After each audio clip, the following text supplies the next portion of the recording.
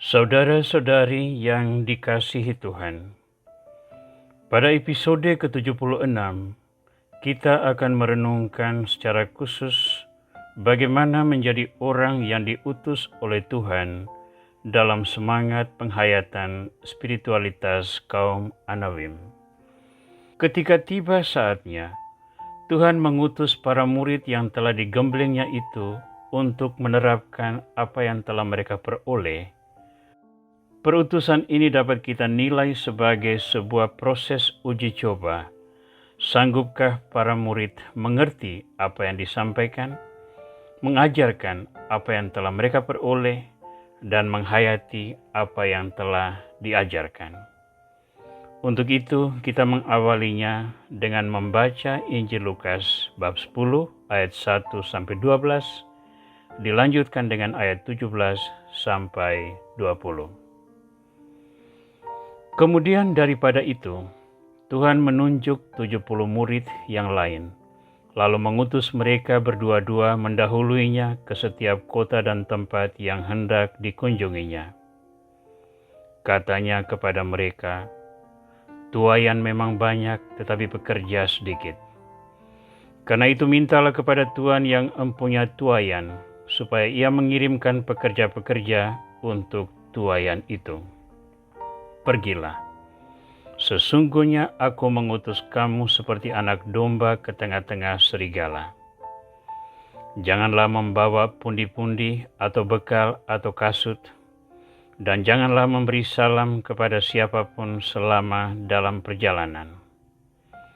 Kalau kamu memasuki suatu rumah, katakanlah lebih dahulu, damai sejahtera bagi rumah itu.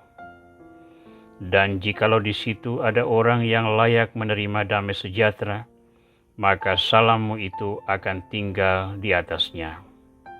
Tetapi jika tidak, salammu itu kembali kepadamu. Tinggallah di dalam rumah itu, makan dan minumlah apa yang diberikan orang kepadamu, sebab seorang pekerja patut mendapat upahnya. Janganlah berpindah-pindah. Dan jikalau kamu masuk ke dalam sebuah kota dan kamu diterima di situ, makanlah apa yang dihidangkan kepadamu dan sembuhkanlah orang-orang sakit yang ada di situ, dan katakanlah kepada mereka, kerajaan Allah sudah dekat padamu. Tetapi jikalau kamu masuk ke dalam sebuah kota dan kamu tidak diterima di situ, pergilah ke jalan-jalan raya kota itu dan serukanlah, juga debu kotamu yang melekat pada kaki kami kebaskan di depanmu. Tetapi ketahuilah ini, kerajaan Allah sudah dekat. Aku berkata kepadamu, pada hari itu Sodom akan lebih ringan tanggungannya daripada kota itu." Kemudian ke-70 murid itu kembali dengan gembira dan berkata, "Tuhan, juga setan-setan takluk kepada kami demi nama-Mu." Lalu kata Yesus kepada mereka, "Aku melihat iblis jatuh seperti kilat dari langit. Sesungguhnya aku telah memberikan kuasa kepada kamu untuk menginjak ular dan kalajengking, dan kuasa untuk menahan kekuatan musuh, sehingga tidak ada yang membahayakan kamu. Namun demikian, janganlah bersukacita karena roh-roh itu takluk kepadamu, tetapi bersukacitalah karena namamu ada terdaftar di surga." Saudara, sejak awal karyanya, Yesus menunjukkan keberpihakannya pada orang-orang yang miskin dan terpinggirkan. Mengawali khotbah di bukit dalam Injil Matius bab 5-7, Yesus menyerukan 8 sabda bahagia yang menunjukkan keberpihakan tersebut. Ia menyerukan bahwa yang berbahagia adalah orang-orang yang miskin, orang-orang yang menderita, orang-orang yang terpinggirkan, orang-orang yang dianiaya karena kerajaan Allah. Pengajaran itu begitu mengagumkan, sehingga di akhir khotbah di bukit, banyak orang menyatakan bahwa ia sungguh luar biasa karena ia mengajar dengan penuh kuasa. Saya percaya, orang-orang yang memutuskan untuk mengikuti Yesus dengan saksama memperhatikan sikap dan pola hidup Yesus Kristus. Ternyata Yesus sungguh-sungguh konsekuen dengan apa yang diajarkannya. Dengan demikian, ia memberikan teladan yang baik kepada para murid, sehingga mereka pun memahami bahwa menjadi orang yang terpinggirkan merupakan satu semangat dasar yang sangat diperlukan untuk mewartakan tegaknya kerajaan Allah yang tidak hanya melayani orang-orang yang berkuasa, melainkan terutama membawa keselamatan bagi orang-orang yang teraniaya. Ketika para murid itu semakin matang di dalam imannya, Yesus mengutus mereka untuk mewartakan semua yang telah mereka lihat dan mereka dengarkan. Perutusan 70 murid, sebagaimana yang digambarkan dalam bacaan Injil tadi, memberi kita sebuah ilustrasi proses penggemblengan mereka yang disiapkan untuk mewartakan kerajaan Allah di masa depan. Tanpa Yesus, mereka akan menghadapi berbagai kesulitan. Maka sekarang ketika masih disertai oleh Yesus, mereka perlu mengalami hal tersebut walaupun mungkin dalam skala kecil. Apa ketentuan yang disampaikan Yesus agar bisa menjadi pewarta dalam semangat penghayatan spiritualitas kaum Anawim? Yang pertama adalah kerjasama tim. Mereka diutus untuk pergi berdua-dua, sehingga salah satu kewajiban di antara mereka adalah saling melayani satu sama lain. Bahwa ada saudara seiman dan sepenanggungan yang berjalan bersama-sama, yang bisa berbagi suka dan duka dalam setiap situasi. Yang kedua, hidup sepenuhnya dari penyelenggaraan Tuhan.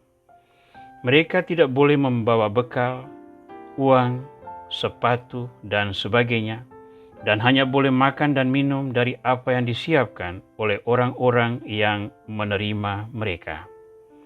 Berarti mereka tidak diutus untuk hidup bermewah-mewah, melainkan sepenuhnya untuk mengalami bagaimana menjadi rasul yang setia.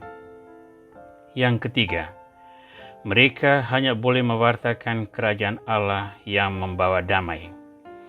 Walaupun ditolak oleh orang-orang, kewajiban itu tetap melekat pada diri mereka.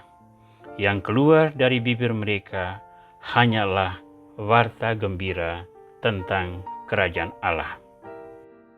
Keempat, belajar untuk selalu rendah hati apapun pencapaian yang mereka peroleh. Ketika kembali dari pelayanan itu, dengan bangga mereka bercerita kepada Yesus bahwa iblis pun takut pada mereka. Bahaya yang Yesus lihat adalah tumbuh kesombongan rohania di dalam hati mereka. Maka ia mengingatkan mereka untuk bersukacita, bukan karena kuasa itu, melainkan karena pelayanan itu membuat mereka terdaftar di dalam kerajaan surga. Saudara, sebagai adorator di depan sakramen Maha Kudus, kita menjalankan karya pelayanan dalam semangat Anawim itu. Kita pun hendaknya memiliki karakter serupa. Yang pertama, kerjasama di antara kita dimaksudkan untuk menumbuhkan cinta yang tulus dan sikap saling melayani. Tanpa kerjasama yang baik, kita tidak akan mampu tentang bersaksi tentang kerajaan Allah yang menghimpun semua orang. Kita harus belajar untuk hidup sesuai penyelenggaraan Tuhan apapun yang kita peroleh dan menjalaninya dengan penuh sukacita. Kita hendaknya selalu rendah hati apapun pencapaian rohani yang kita peroleh, sehingga kita tidak menjadi adorator yang tinggi hati di hadapan banyak orang. Dan hidup kita hendaknya dipersembahkan untuk satu pewartaan inti, yakni kerajaan Allah. Entah kita dalam situasi yang menyenangkan atau yang tertekan, yang keluar dari bibir kita, dari sikap hidup kita adalah warta tentang kerajaan Allah.